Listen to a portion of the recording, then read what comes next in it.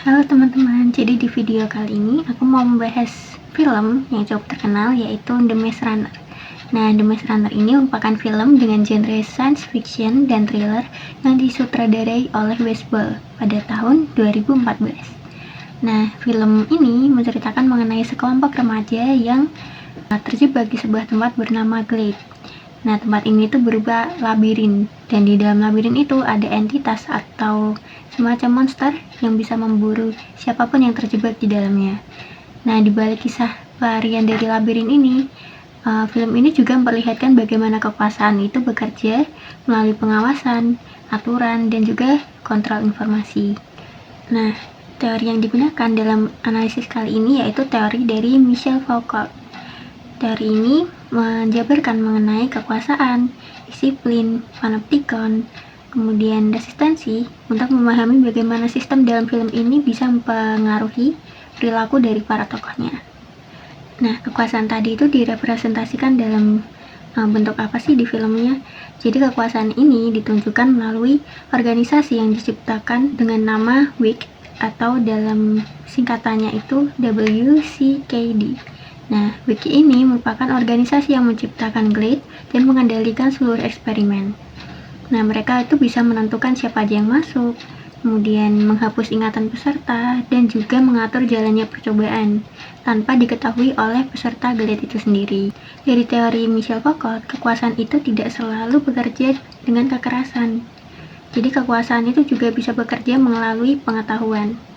Nah, dalam film ini, WIC memiliki seluruh informasi mengenai eksperimen, sedangkan remaja-remaja yang terjebak di sana itu tidak mengetahui apapun mengenai situasi yang mereka hadapi. Ketimpangan informasi inilah yang membuat WIC memiliki kendali atas kehidupan mereka, atau dibilang pengetahuannya lebih luas daripada peserta-peserta di dalam Glade itu. Kita masuk ke poin yang pertama. Those are the runners. And that guy in the middle there, that's Mina. He's the keeper of the runners. Now, every morning when those doors open, they run the maze, mapping it, memorizing it, trying to find a way out. Di analisis poin yang pertama adalah ketika adegan Thomas pertama kali datang di Glade. Nah, ketika dia datang, dia diperkenalkan pada sistem yang sudah ada di sana. Yang memperkenalkan yaitu Newt, salah satu anggota yang sudah lama ada di Glade sendiri. Nah, di situ Newt menjelaskan kalau setiap penghuni memiliki tugas masing-masing dan harus mematuhi aturan yang berlaku. Salah satunya yaitu dengan jabatan sebagai runner yang mengharuskan mereka untuk menjelajah labirin dan menghafalkan jalan-jalan di sana. Nah, situasi ini menunjukkan adanya keselarasan dengan konsep disciplinary power dari Foucault. Nah, melalui pembagian peran, rutinitas, dan aturan yang jelas, maka penghuni dibentuk menjadi individu yang disiplin dan patuh terhadap sistem di sana. Lalu ke analisis poin yang kedua.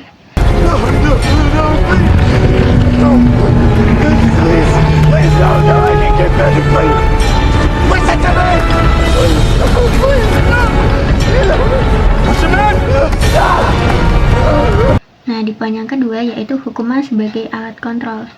Salah satu bentuk kontrol yang terlihat di film itu adalah hukuman terhadap salah satu karakter bernama Ben.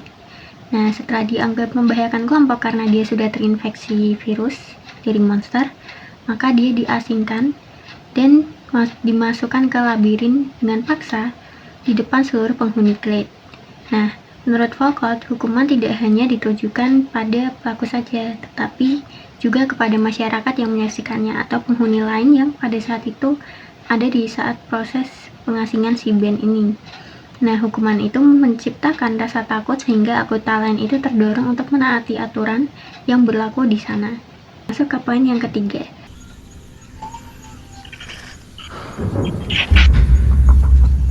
Can't we send someone after them? That's against the rules. Either they make it back or they don't. Can't risk losing anyone else. Poin yang ketiga ini menjelaskan mengenai bentuk resistensinya Thomas. Nah, berbeda dari penghuni lainnya yang sudah lama mengikuti aturan di sana, Thomas ini justru terus mempertanyakan mengenai sistem yang ada. Dia bahkan masuk ke labirin tanpa seizin yang lain, hanya untuk menyelamatkan Albi dan Minho. Nah, tindakan Thomas ini mencerminkan bagaimana konsep resistensi itu diwujudkan di dalam film. Jalan dengan teorinya Foucault yang menyatakan bahwa di mana ada kekuasaan itu di situ selalu ada muncul sebuah perlawanan. Thomas ini menolak menerima sistem begitu saja dan justru dia berusaha mencari kebenaran dan mencari jalan keluar dari eksperimen yang dialami ini. Nah, selanjutnya yaitu analisis poin yang keempat.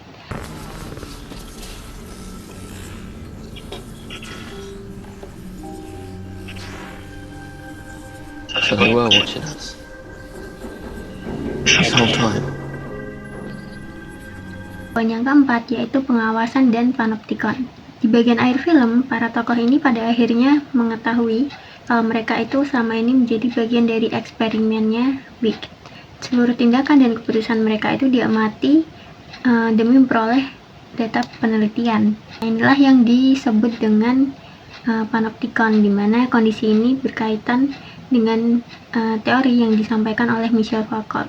Meskipun para penghuni tidak selalu melihat sistem yang mengawasi mereka, tetapi mereka ini hidup dalam sistem yang memungkinkan pengawasan itu terjadi setiap saat. Pengawasan yang tidak terlihat lantas menjadi cara yang efektif untuk menciptakan kepatuhan dari para penghuni di dalam klik. Jadi kesimpulannya apa sih dari analisis tadi?